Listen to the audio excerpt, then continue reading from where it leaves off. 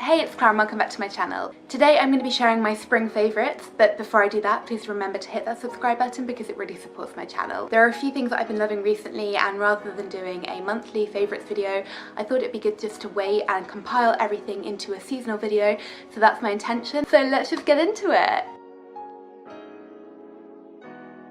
So first up in my cultural section, I have some new music that I've been obsessed with. I've been absolutely loving Yuna recently. Yuna is a Malaysian singer. The genre of Yuna's music is probably pop and R&B. She's been around for a while and she's got a number of albums out. I discovered her because I'm a huge fan of Janae Aiko, who's another female R&B singer, and they did a duet together and I was like, oh my god, who is that girl with that amazing voice? She has a very sweet and soulful voice and I really appreciate her lyrics. They're very romantic. My favourite of her songs are probably Better Now, which was released last year. You know I say that I am better now, better now. I only say that cause you're not around, not around. You know I never meant to let you down, let you down. Would've gave you anything, would've gave you everything, oh. I also love Lullabies, which is the Adventure Club remix, and also Lanes, which is from her Chapters album. It's really feel good and it's also really good just to have on in the background when you're doing things. I've also been playing it quite a lot when people come over because it's just nice, atmospheric music. I actually noticed that she was playing in Brixton last month, but the tickets were obviously sold out because she's so cool, but I'll just have to keep an eye out for upcoming tours. But yes, if you like strong female artists, R&B, pop, etc., I really recommend you check out Yuna. She has a lovely voice and I really enjoy her music and I'm sure you will too. Carrying on with music, I have a documentary. It is of course Homecoming, which is Beyonce's documentary. It's on Netflix and it's about her journey to Coachella. Coachella is a massive music festival in the US and Beyonce was asked to perform in 2017, but she actually became pregnant, so she postponed it to 2018, and the documentary is about the journey building up to her performance. Her Coachella performance was on YouTube last year, so I'd already seen it, but just seeing the build up and all the behind the scenes stuff was just so interesting. I respect that woman so much. I don't want to give too much away, but she goes through a lot to get her body to the point where she wants it to be for this incredible 2-hour performance. The documentary goes into detail about why she wanted to bring certain elements of her culture to Coachella and what she was trying to portray. Obviously she has an incredible team of people advising and helping her, but she really does have a hand in everything. You could tell that everything had been really well thought through and that there was meaning behind every decision that was made. The documentary is interwoven with the performance and the preparation and behind the scenes stuff. You see her and her dancers learning all of the insane choreography and all the stage directions, etc. Obviously the dancing and music is incredible and they released the live version of that performance onto Spotify, so I've been listening to that loads. I've just pretty much solely been listening to that like the last couple of weeks. I think what I took away from this was that really big achievements in your life take time. Beyonce prepared for 8 months for a 2-hour show. I loved Homecoming, I thought it was so well done, really well shot, just yeah, everything was on point. Now onto a TV show that I've been loving. I've really been enjoying the NBC show This Is Us. This Is Us follows a family of 5 and is predominantly set in the present day, and the 3 siblings are now grown up, but you learn about their childhood and their parents, Jack and Rebecca, through flashbacks. I don't want to give too much away, but one of the siblings is adopted and it's very interesting to see how he interacts with the other 2 siblings and how the parents relate to him, etc., and what the siblings' relationship is like now that they've grown up. It's definitely a drama, but there are some really, really funny moments in it. Every episode there's something that gets me. There are so many heartwarming, emotional moments in this show. The acting is really strong and I think that it's been really well cast. You really care about these people's lives and you care about this family a lot, and that's down to, of course, the writing, the director, but also the actors. Even though there are some really sad moments, I think that the show is very feel good. If you enjoy family dramas, I think you would love this show. The final recommendation that I have in this section is a book. I've really been enjoying this book called Attached. I really wanted to learn more about the attachment theory. The attachment theory is basically a way of looking at the way that we relate to other people in our lives. Our attachment style is developed when we're children, so between the ages of 0 and 7. The 3 attachment types are secure, avoidant and anxious, and we can all fall into one of those categories. So in the book you can work out what your own attachment style is. It was very obvious and very easy for me to work out my own attachment style, so I'm assuming that it will be the same for you as well. Not not only did it help me to understand my own attachment style, it helped me to understand others. I was looking for ways to better understand myself and to improve myself and grow, and yes, this just added to that, and the knowledge has gone into my brain, and hopefully it will help me to interact in my relationships better. If you're interested in psychology, therapy, being better in relationships, then I really recommend that you grab this, and I think it will help you. So something new that I've been loving food-wise is this pasta. It's an organic red lentil penne. So it's just made of red lentil flour, that's it. That's the only thing that's in this pasta. I normally have brown rice flour pasta, which I absolutely love, but I just wanted to mix it up and try something a bit different. Because it's made of lentils, I find that I need just half the amount to make me full. If you're a big pasta fan, but you want to try and cut down on the amount of pasta that you're eating, as I do, then I really recommend this pasta. Next up, I have a sauerkraut. So as you probably know, if you watch my What I Eat in a Day videos, you will know that I love sauerkraut. It is so tasty and it's so good for you. It's very good for your gut health because it has lots of probiotics in it. This one is an organic apple and parsley root sauerkraut. Contains live probiotic cultures, organic, raw, vegan and vinegar free. This just tastes like normal sauerkraut but better. I find it a little bit sweeter and heartier. I guess the sweetness comes from the apples. I guess if you don't like sauerkraut, it's hard to sell this to you. If you do like sauerkraut, then I think you would love this. I get it in Whole Foods. Next up, I have a tea.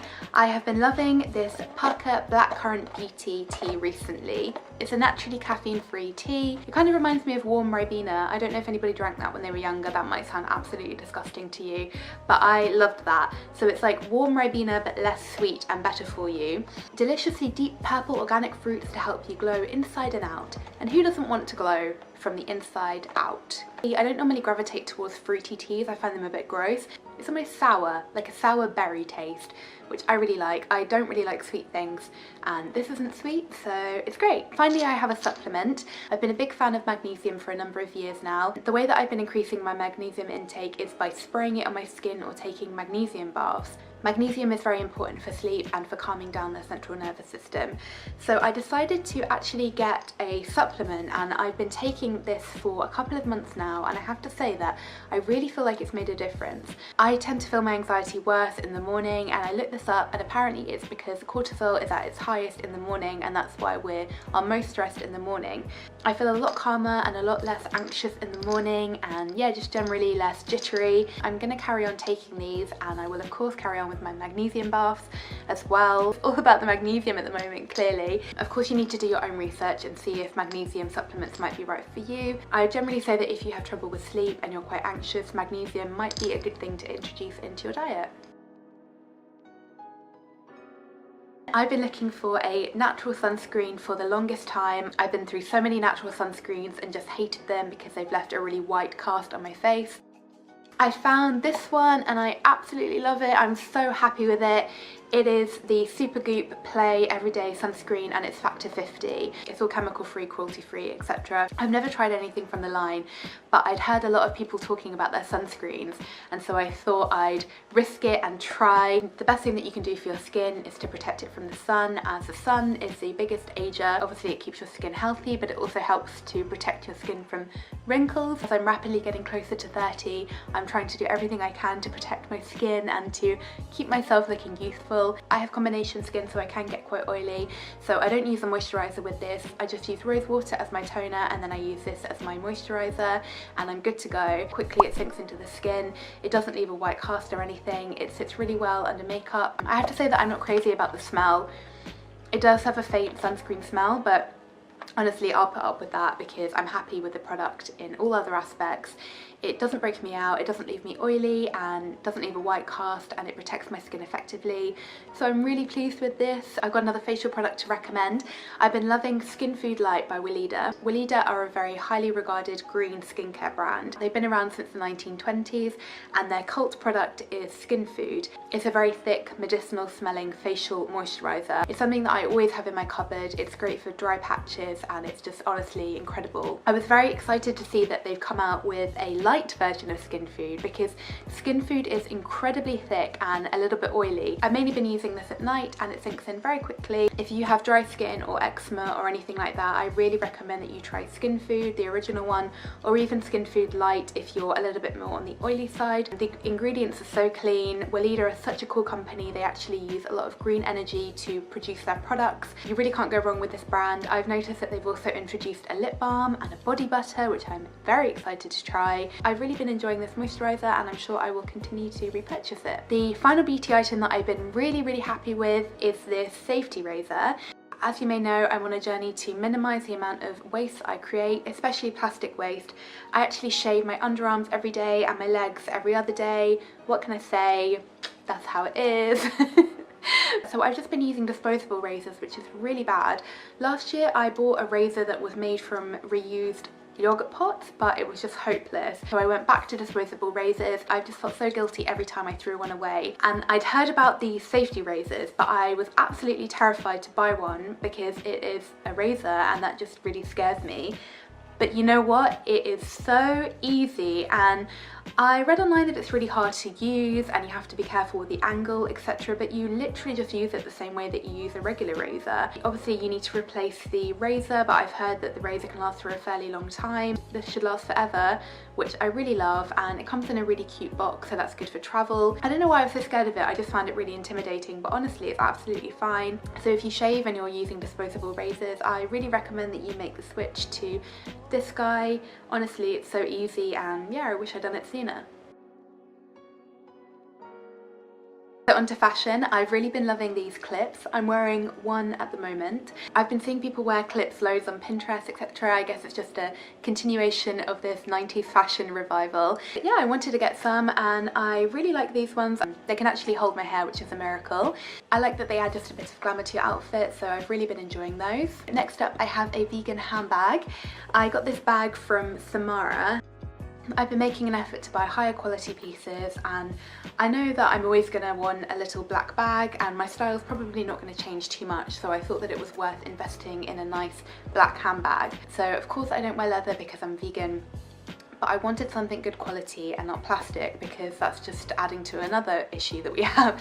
I love the gold chain. I think it's quite unique. This isn't an everyday bag for me. I tend to take my backpack out with me every day because obviously I can't fit important items in here such as snacks and my water bottle. It's great for special events like weddings, and also if you're just out for a night out, like for dinner, and you don't really need to bring too much with you. You can actually fit quite a decent amount in there, and there are lots of different pockets, etc.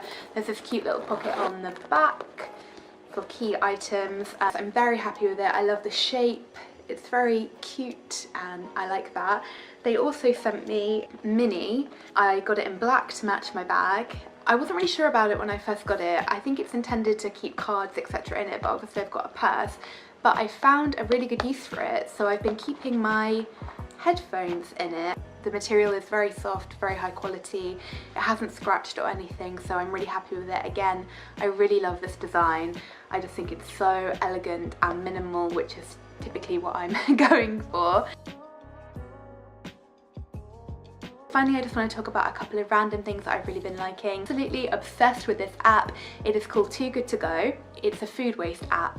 The creators of this app were noticing that businesses were throwing away a lot of food at the end of the day, so they came up with this as a solution. It uses your location and you can just check to see which restaurants are in your area and which restaurants are a part of Too Good To Go. So quite a few in my area actually are a part of it, which is really cool. The only downside for me is that I can't guarantee that the food that I'm going to get is vegan because it's just what the restaurant have left over. Some places have been really nice and I've said, oh, I'm vegan, is it okay if you only put vegan stuff in there?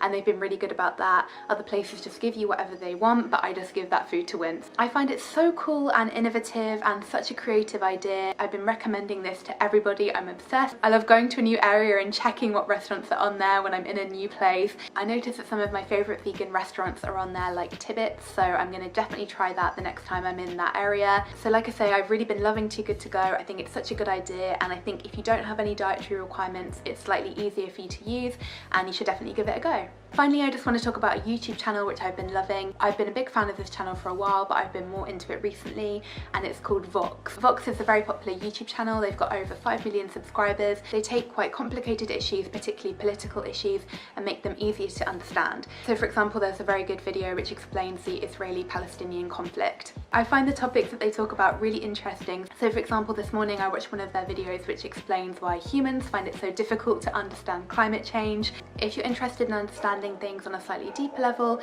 and learning about really interesting topics, then I think you would definitely really like this channel. So those are some things that I've been loving this spring. I really hope that they gave you some inspiration. Leave me a comment and tell me what you've been loving recently. I'm always looking for new recommendations. Thank you so much for watching, and I'll see you on the next one.